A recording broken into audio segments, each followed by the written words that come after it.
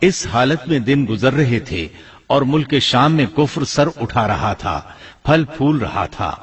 زیادہ زور لبنان کے علاقہ جات میں تھا، وہاں نئے سرے سے بتوں کی پوجا شروع ہو گئی تھی۔ اللہ کی طرف سے ہدایت آ جانے کے بعد وہ پھر سے خباثتوں پر اتر آئے تھے۔ ان حالات میں بعلبک شہر میں بنی اسرائیل کا ایک ایسا گروہ ظاہر ہوا جنہوں نے ایک بت ایجاد کیا، اس کا نام بعل رکھا۔ اسی کے نام پر شہر کا نام بعلبک ہے۔ اللہ تعالیٰ نے ان کی طرف معزز پیغمبر الیاس علیہ السلام کو مبعوث فرمایا۔ آپ کا سلسلہ نسب یوں ہے: الیاس بن یاسین بن فنحاس بن ایزار بن ہارون علیہ السلام۔ اللہ تعالیٰ سورۃ الصافات آیات 123 تا 132 میں ان کا تذکرہ یوں فرماتے ہیں: اور بے شک الیاس بھی پیغمبروں میں سے تھے، جبکہ انہوں نے اپنی قوم سے فرمایا کہ تم اللہ سے نہیں ڈرتے، کیا تم بعل نامی بت کو پکارتے ہو اور سب سے بہتر خالق کو چھوڑ دیتے ہو، اللہ جو تمہارا اور تمہارے اگلے تمام باپ دادوں کا رب ہے۔ لیکن قوم نے انہیں جھٹلایا، پس وہ ضرور عذاب میں حاضر کیے جائیں گے، سوائے اللہ کے مخلص بندوں کے۔ ہم نے الیاس کا ذکر خیر پچھلوں میں بھی باقی رکھا کہ الیاس پر سلام ہو، ہم نیکی کرنے والوں کو اسی طرح بدلہ دیتے ہیں، بے شک وہ ہمارے ایماندار بندوں میں سے تھا۔ قرآن مجید میں ان کا نام الیاس بتایا ہے۔ انجیل یوحنا میں ان کو ایلیا نبی کہا گیا ہے۔ بعض آثار میں ہے کہ الیاس اور ادریس ایک ہی نبی کے دو نام ہیں، لیکن یہ بات درست نہیں، کیونکہ اول تو یہ آثار سند کے اعتبار سے قوی نہیں، دوسرا یہ کہ قرآن مجید نے سورۃ الصافات اور سورۃ الانعام میں الیاس علیہ السلام کے جو حالات اور اوصاف بیان کیے ہیں ان میں کسی ایک جگہ بھی یہ اشارہ نہیں ملتا کہ الیاس علیہ السلام کو ادریس بھی کہا جاتا ہے، اور نہ ہی سورۃ الانبیاء میں جہاں ادریس علیہ السلام کا تذکرہ ہے کوئی ایسا اشارہ ملتا ہے کہ ان کو الیاس بھی کہا جاتا ہے۔ مورخین نے ادریس اور الیاس علیہ السلام کے جو نسب نامے بیان کیے ہیں ان سے پتہ چلتا ہے کہ ان دونوں نبیوں کے درمیان صدیوں کا فاصلہ ہے، لہٰذا اگر یہ ایک ہی نبی کے دو نام ہوتے تو قرآن مجید ضرور اس کی طرف اشارہ کرتا اور مورخین بھی اس کی کوئی وجہ بیان کرتے۔ مفسرین اور مورخین کا اتفاق ہے کہ الیاس علیہ السلام شام کے باشندوں کی ہدایت کے لیے بھیجے گئے تھے، اور مشہور شہر بعلبک ان کی رسالت و تبلیغ کا مرکز تھا۔ الیاس علیہ السلام کی قوم مشہور بت بعل کی پرستار تھی اور توحید سے بیزار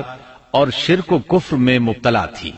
اللہ کے برگزیدہ رسول الیاس علیہ السلام نے ان کو سمجھایا اور راہ ہدایت انہیں دکھائی اور بت پرستی کے خلاف انہیں واض و نصیحت کی اور خالص توحید کی جانب انہیں بلایا۔ کتب تفاسیر میں ہے کہ بعل نامی بت سونے کا تھا اور اس کا قد 20 گز تھا اور اس کے 4 منہ تھے اور اس کی خدمت پر 400 خادم مقرر تھے۔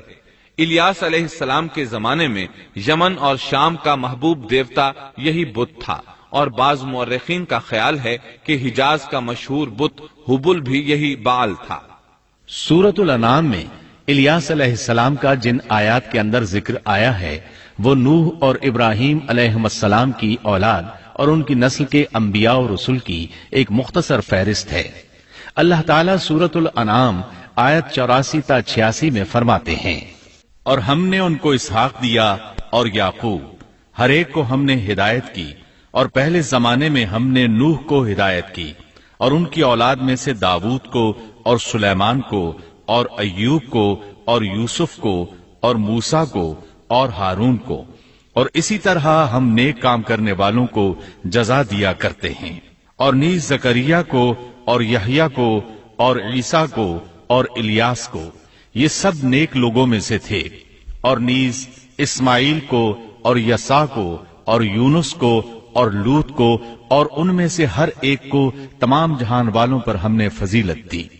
الیاس علیہ السلام اور ان کی قوم کا واقعہ اگرچہ قرآن میں بہت مختصر ہے، تاہم اس سے یہ سبق حاصل ہوتا ہے کہ بنی اسرائیل کے یہود کی ذہنیت اس درجہ مسخ ہو چکی تھی کہ دنیا کی کوئی برائی ایسی نہیں تھی کہ جس کے کرنے پر یہ حریص نہ ہوں، اور کوئی خوبی ایسی نہ تھی جس کے یہ دل دادہ ہوں، اور انبیاء و رسول کے ایک طویل اور مسلسل سلسلے کے باوجود بت پرستی، نجوم پرستی، عناصر پرستی، غرض غیر اللہ کی پرستش کا کوئی شعبہ ایسا نہ تھا جس کے یہ پرستار نہ بنے ہوں۔ قرآن مجید میں بنی اسرائیل سے متعلقہ واقعات میں جہاں ان کی بدبختی اور کج روی پر روشنی پڑتی ہے، وہاں ہمیں یہ نصیحت و عبرت بھی حاصل ہوتی ہے کہ اب جبکہ انبیاء و رسول کا سلسلہ ختم ہو چکا اور خاتم النبیین کی نبوت اور قرآن مجید کے آخری پیغام نے اس سلسلے کو ختم کر دیا، تو ہمارے لیے ازحد ضروری ہے کہ بنی اسرائیل کی مسخ فطرت اور تباہ ذہنیت کے خلاف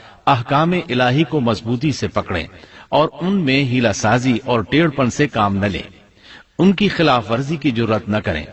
اور ہمارا شیوا سپرد و تسلیم ہونا چاہیے، نہ کہ انکار و انحراف۔ اسلام کے یہی اور صرف یہی معنی ہے۔